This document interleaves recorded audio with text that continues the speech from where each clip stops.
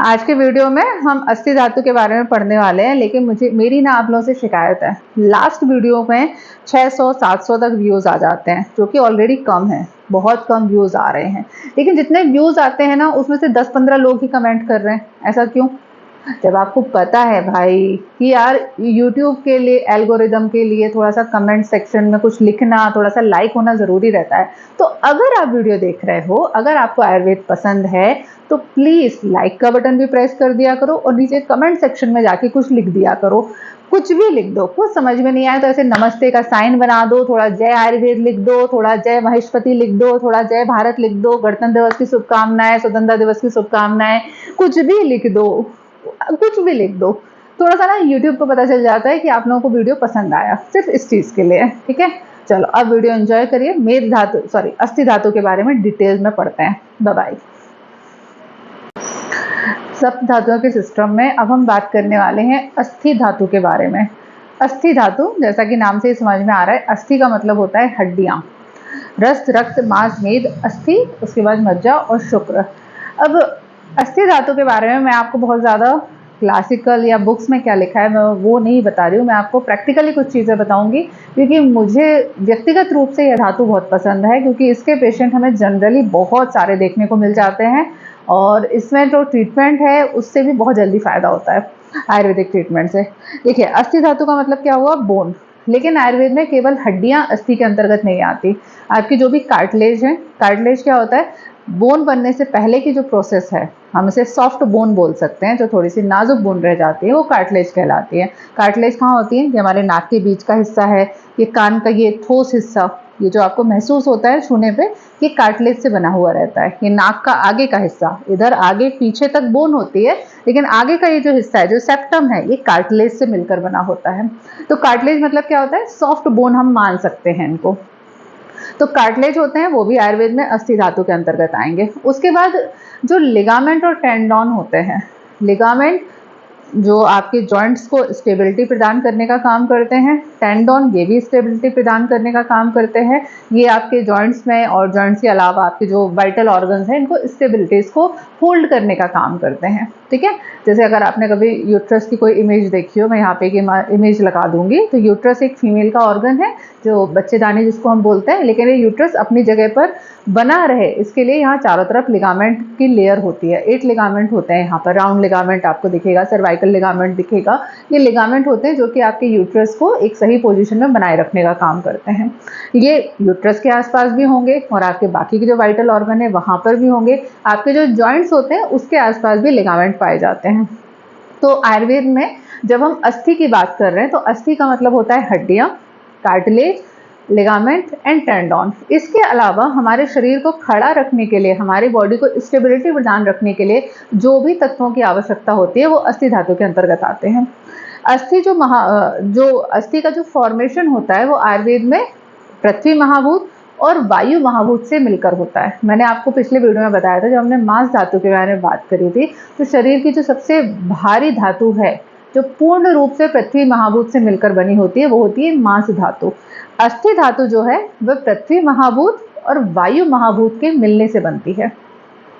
अस्थि जो होती है वो पोरस होती है, इसके अंदर काफी सारे छेद होते हैं, छोटे छोटे छेद होते हैं, जिसके अंदर बोन मैरो रहती है, और अस्थि का जो ब्लड सर्कुलेशन होता है वो भी इन्हीं छोटे छोटे छेद के माध्यम से होता है। तो अस्थि जो है वो एक पोरस, एक खोखली, एक स्पंज के समान की धातु होती है। अब देखो, इंटरेस्टिंग बात क्या है, जब हम लोग अस्थि की बात कर रहे हैं तो जनरली लोग हड्डियां देखेंगे, लेकिन आयुर्वेद में लिगामेंट, टेंडोन, इन सारी चीज़ों को भी अस्थि धातु के अंतर्गत माना जाता है। तो मेरे पास अक्सर जो फीमेल पेशेंट आते हैं, जो कि एक बीमारी होती है फीमेल के अंदर प्रोलैप्स का होना, यानी कि सर्वाइकल या बच्चेदानी जो होती है वो अपनी जगह से खिसक जाती है और धीरे धीरे अपने वजन के कारण नीचे निकलने लगती है, वेजाइनल ओपनिंग से बाहर निकलने लगती है। एनाल प्रोलैप्स भी एक कंडीशन होती है, जिसमें क्या होता है, जो लास्ट की आपकी कोलोन का हिस्सा है, जो आपके एनाल केविटी का हिस्सा है, वो वहाँ की मसल्स बहुत ज़्यादा ढीली हो जाती है और ढीली होने के बाद वो धीरे धीरे धीरे शरीर से बाहर निकलने लगती है, उसे एनाल प्रोलैप्स बोलते हैं। फिर उसके बाद हार्निया जैसी कंडीशन होती है। हार्निया में नॉर्मली तो क्या हो जाता है कि एक प्रॉपर एक छेद होता है जो कि एक एनाटॉमिकल मेलफॉर्मेशन है, यानी कि जब आप बड़े हो रहे हैं उस दौरान उस छेद को पूरी तरीके से बंद हो जाना चाहिए, लेकिन किसी भी कारण से वो छेद बंद नहीं हुआ, जैसे कि अम्बलाइकल हार्निया। अम्बलाइकल हार्निया क्या हो गया कि पेट पर जहाँ नाभि है उसके आसपास नाभि में बच्चे की नाल जुड़ी रहती है, लेकिन जैसे ही बच्चा डिलीवर्ड होता है वो नाल हम काट देते हैं, धीरे धीरे करके वो जो एरिया है वो धीरे पूरी तरीके से सूख जाता है, वहाँ की एब्डोमेन पूरी तरीके से क्लोज हो जाती है। लेकिन किसी कारण से वो प्रॉपर क्लोज नहीं हुआ तो वो ओपनिंग रह गई, तो उसे क्या बोलते हैं, हार्निया। अब ये ओपनिंग रह गई, अम्बलाइकल पर रह गई तो उसे अम्बलाइकल हार्निया बोल देंगे, इंग्वाइनल रीजन पर रह गई तो उसे इंग्वाइनल हार्निया बोल देंगे। फिर सर्जिकल हार्निया भी होते हैं, इंसिजनल हार्निया जिन्हें कहा जाता है। टोटल मिला के कोई भी ओपनिंग रह जाए। अब ओपनिंग तो मेल फॉर्मेशन है, गलत तरीके से निर्माण होने के कारण हो रही है, लेकिन वहां से जो ऑर्गन बाहर निकलने लगते हैं वो किसके कारण होते हैं, वो इंटरनली प्रेशर बढ़ने के कारण होते हैं, और वहाँ के जो लिगामेंट्स वगैरह हैं, जो मसल्स हैं, उसके वीकनेस के कारण होते हैं। मेनली लिगामेंट की वीकनेस के कारण, क्योंकि यहाँ की जो मसल्स होती हैं वो स्ट्रॉन्ग मसल्स की कैटेगरी में नहीं आती। स्ट्रॉन्ग मसल्स मतलब ऐसी मसल्स नहीं है जो कि आपके शरीर को या अपने आप को होल्ड करने के लिए होती हैं। ये मसल्स फंक्शन के लिए होती हैं, लेकिन इनको ताकत देने, इनको शेप बनाए रखने के लिए वहां पर लिगामेंट होते हैं। लिगामेंट अस्थि की उपधातु है। तो जो ये वाली प्रॉब्लम्स होती हैं जिसमें आपके internal organ, vital organ weak होने लगते हैं, और वीक होने के कारण अपनी जगह से शिफ्ट होने लगते हैं, जो कि हार्निया में भी होता है, प्रोलैप्स में भी होता है। इन दोनों ही प्रकार की बीमारियों में मैंने इनको अस्थि धातु क्षय के हिसाब से मान के ट्रीटमेंट किया है, उसमें मुझे बहुत अच्छे रिजल्ट मिलते हैं।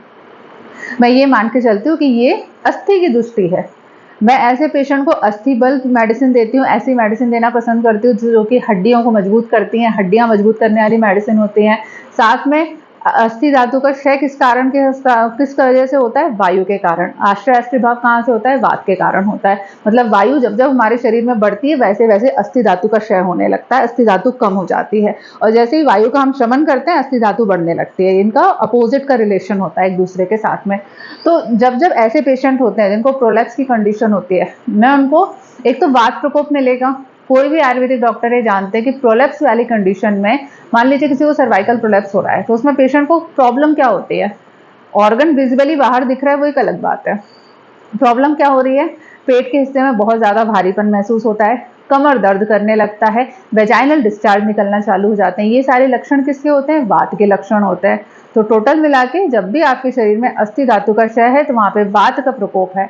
इस प्रकार की जो कंडीशन होती है जो कि आपके लिगामेंट और टेंडोन से जुड़ी हुई है, वहां पर आप आंख बंद करके अस्थि धातु क्षय के हिसाब से ट्रीटमेंट करिए, आपको 90% केस में रिजल्ट मिलेगा। 10% में आपके डायग्नोसिस की प्रॉब्लम है कि आपने डायग्नोसिस सही नहीं बनाया।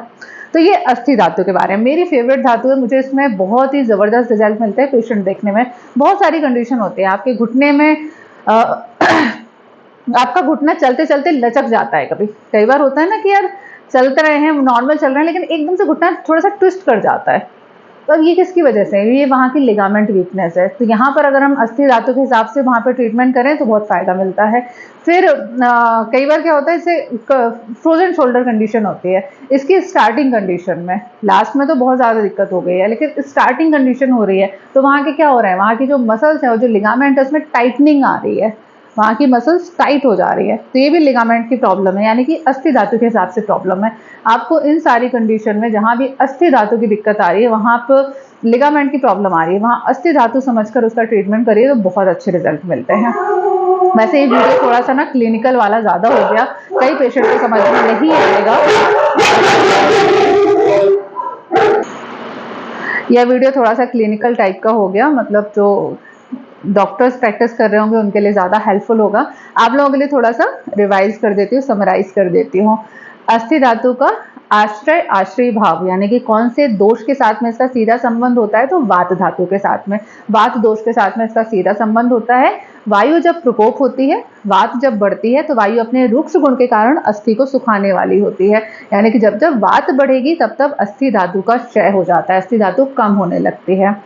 अस्थि धातु दूसरे नंबर पे स्ट्रॉन्ग धातु है, ये पृथ्वी महाभूत और वायु महाभूत के कारण मिलकर बनी होती है। मतलब वो सारी चीजें जिनके अंदर पृथ्वी महाभूत की अधिकता है, यानी कि जैसे क्या हो गए, ड्राई फ्रूट्स हो गए, और साथ में वायु महाभूत की अधिकता है। कौन से ड्राई फ्रूट्स हो गए, सूखे वाले, है ना। कुछ होते हैं जैसे अब किशमिश है, चिरौंजी है, इनके अंदर ऑयल काफ़ी ज़्यादा होता है, ये नम होते हैं। आयुर्वेद के कॉन्सेप्ट के हिसाब से हम बात करें तो ये मृदु होते हैं, तो इनको खाने से अस्थि धातु के ऊपर ज़्यादा फर्क नहीं पड़ेगा। लेकिन दूसरे प्रकार के ड्राई फ्रूट्स हो गए जैसे कि काजू, मखाने या सूखा हुआ वाला पिंड खजूर, खजूर जो सूखा हुआ वाला आता है, ये इनको खाने से अस्थि धातु स्ट्रांग होती है, हड्डियां मजबूत होती हैं, ठीक है, क्योंकि इसमें पृथ्वी महाभूत की अधिकता है और पृथ्वी के साथ में वायु महाभूत मिला हुआ रहता है। अस्थि धातु आपके शरीर की इंपॉर्टेंट धातुओं में से, ये शरीर को धारण करने का काम करती है। आपकी बॉडी को शेप देने के लिए अस्थि धातु जरूरी होती है। अस्थि धातु के कारण आपकी बॉडी स्थिर कंडीशन में रहती है। और इसके अलावा हाँ, अस्थि धातु मेद के बाद की धातु है। इसके लिए एक पॉइंट है जो मैं समझाना चाहूँगी। बहुत ज़्यादा मैं आयुर्वेद को हर समय मॉडर्न से जोड़ना पसंद नहीं करती हूँ, क्योंकि फिर वो क्या हो जाता है, तुलना हो जाती है। आयुर्वेद के कॉन्सेप्ट अलग है, मॉडर्न के कॉन्सेप्ट अलग है। लेकिन यहाँ पर एक इंटरेस्टिंग फैक्ट है कि देखिए, मेद मतलब क्या होता है, जो मैंने पहले बताया था, मेद मतलब हर तरीके का चिकनाई, जो कोलेस्ट्रॉल है, जो लिपिड है, वो एक तरीके का मेद है। अब सोचने में ऐसा लगता है कि यार लिपिड से, कोलेस्ट्रॉल से हड्डियों का, कैल्शियम का क्या लेना देना। हड्डियां किससे मिलकर बनी होती हैं? हड्डियां मिलनी कैल्शियम से होती हैं, फास्फोरस से होती हैं, तो हड्डियां का उनसे क्या लेना, मेद से क्या लेना देना। लेकिन अगर हम थोड़ा सा एक क्लिनिकल को रिलेशन निकालें तो देखिए, कैल्शियम के एब्जॉर्प्शन के लिए आपको चाहिए होता है विटामिन डी। विटामिन डी आपको चाहिए होता है, और विटामिन डी को एक्टिवेट होने के लिए कोलेस्ट्रॉल की ज़रूरत पड़ती है। विटामिन डी का जो विटामिन डी जो आता है ना, वो फैट सेल्युबल वाली कंडीशन में आता है, यानी कि फैट के अंदर डिजॉल्व होने वाला विटामिन होता है। तो अगर आपके शरीर में प्रॉपर फैट नहीं होगा तो शायद विटामिन डी का प्रॉपर एब्जॉर्प्शन नहीं होगा, विटामिन डी प्रॉपर काम नहीं करेगा तो कैल्शियम काम नहीं करेगा और आपकी हड्डियां कमज़ोर होंगी। तो ये छोटा सा एक रिलेशन है, लेकिन हर समय आयुर्वेद को एलोपैथी से जोड़ने की आवश्यकता नहीं है। आयुर्वेद के अलग कॉन्सेप्ट हैं, अलग तरीके से काम करता है, एलोपैथी के अलग कॉन्सेप्ट हैं, दोनों मिलके अच्छे से काम करें, पेशेंट का भला हो तो ज़्यादा अच्छी बात है। चलिए, आज के लिए इस वीडियो में इतना ही, और नेक्स्ट वीडियो में मुलाकात होगी। आपको हड्डियों से रिलेटेड अगर कुछ पूछना है ना तो कमेंट सेक्शन में ज़रूर पूछिएगा, मैं आपके सारे सवालों का आंसर देने की कोशिश करूंगी। हड्डियों से संबंधित जितनी भी बीमारियां आप सोच सकते हैं उसके बारे में प्लीज़ कमेंट सेक्शन में लिखिए। चलो, नेक्स्ट वीडियो में मिलते हैं, तब तक के लिए stay healthy and be happy. Bye.